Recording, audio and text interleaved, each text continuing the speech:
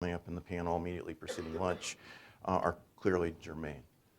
So what about this issue of the utility of the future? I would argue to you that there are some new aspects of the debate, but I think this debate has been going on for certainly the last couple decades, probably longer. I think, when you look at it over the 20-year time frame, it's really been a tension between cost and reliability, and I'll call it greenness. How green do you want, the grid to be? And there have been decisions made over the last 20 years that have been substantial and have changed the perspective of the grid in a number of states. Texas as an example. Over a decade ago, Texas made the decision to deregulate generation. They thought there was ample capacity and that paying for standby capacity was expensive and not necessary. And so they made the decision to deregulate generation. And as a result, the circumstance in Texas is remarkably different than in many states that have not made that decision. Texas was not alone. There's some 20 states out there that have made the decision to deregulate the generation part of the business. So I think, just as an example, that tension has been out there for a while. And clearly, from an Environmental Protection Agency standpoint, when we talk about green, there have been decisions and still are decisions that are being made that have a great impact on the grid. The last decision regarding MACT, which is mercury and other toxic emissions, you can, whatever your position is on the science or the health effects associated with the decision, bottom line is the decision is going to result in the retirement of 65,000 megawatts of generation on the grid. So clearly there again you see the interaction between cost, reliability, and greenness.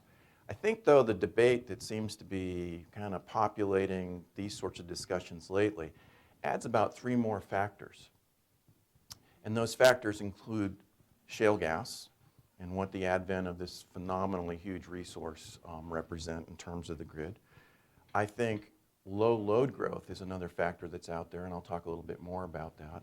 And then I think there's the one that I'll spend most of my time kind of teeing up, and it will touch on some of the others, and that's new technologies. And what do new technologies portend in terms of the operation, cost effectiveness, reliability of the grid? Now, I will not take the time this afternoon to talk about all these interactions. I think you can clearly see that they're not static, singular issues, but they all interplay with one another. I mean, just as an example, one could argue, let's take shale gas as an example. You could argue it could be a resource that represents a fossil fuel that is huge in scope and scale, and ultimately represents a huge and reliable, forecastable resource. Perhaps we can debate that. On the other hand, in the short term, what I can tell you is low natural gas prices have put huge pressure on non-gas resources, including coal and nuclear. It is leading to the financial retirement of some of those assets. And because gas is not deliverable or stored on site with 40 days of coal or 18 months of fuel in a nuclear reactor, it is causing some very interesting reliability issues. So again, these issues are out there and they are in interplay. But I'll talk about the one more that seems to be, linked back to that. The utilities are dead, and they're going to be dead in 5 years, and all the customers are going to be able to deploy new technology, and they'll go off-grid, and that's the life that we're all going to lead. So in talking about that, I do want to provide a little bit of context regarding what the grid is. I mean, it's sometimes I've noticed in conferences it's talked about sort of casually, and I want to just provide a little bit of perspective on the scope and scale of what we're talking about replacing. So the grid in the United States, anyways, represents about 1,000 megawatt power plants. Now, a 1,000 megawatt power plant is a large power plant. 1,000 megawatt, and if there are engineers in the room, you're going to cringe because I'm going to round and I'm going to use approximate numbers. But 1,000 megawatts is about 1 million horsepower. And so 1,000 million horsepower plants, last time I thought about it, I think that's 1 billion horsepower. 1 billion horsepower in the grid available from a power and capacity standpoint to do the work, take the loads, produce the products that the grid supports. Now, 1 billion horsepower, I don't know if you have any context for what that is, but it's about 6 or 7 million cars revving their engines at full blast to produce about the same amount of power. So it's like a lot of stuff. it's not inconsequential in its scope or scale.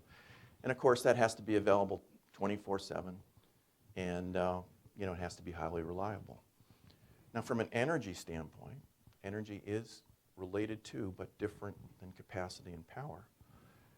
The grid in 2012 and 13 produced roughly 4 trillion kilowatt hours of energy. 4 trillion kilowatt hours of energy. So, anybody got a Tesla? Anybody want a Tesla? They are really cool. 85 kilowatt hour battery, and that's to get you 300 miles. Okay, that's one of their longer range vehicles. I don't know, the math I do says that if you charge that car or those cars once a day and then you used it for propulsion, driving around the rest of the time, you need 132 million Teslas to take the energy output of the grid. So I know Elon Musk wants to sell a lot of Teslas, and God bless him, I hope he does. Hope the price comes down too. But just to give you some scope and scale, this thing is huge, okay? There is a lot of physics, there's a lot of inertia associated with what we're talking about. And that's a little bit of context about what I want to tee up next.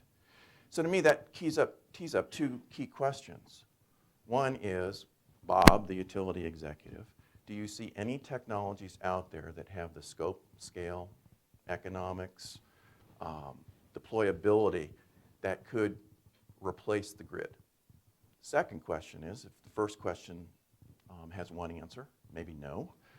The second question is, do you see any technologies that are out there that could maybe not replace the grid, but still be deployed at sufficient scope and scale to really throw a curveball to the grid in utility and regulatory policy and all that sort of stuff? So for AEP, about 7 years ago, we made a decision that we needed a different data set, a different perspective to try and answer that question in a sober manner. It wasn't that we thought the laws of physics were changing or good engineering practice were changing, but what was happening in particular is the new technologies that were coming out were not being provided by our traditional suppliers. Westinghouse, General Electric, Siemens, Alstom, Brown-Boveri. I mean, you go down the list, it's, And as a result, that supplier relationship had served as sort of the feeder ground for the utilities to sort of base their engineering judgments on and their deployment decisions on new technology. So since the suppliers were changing, we felt we had to change our perspective on the input data set we were getting.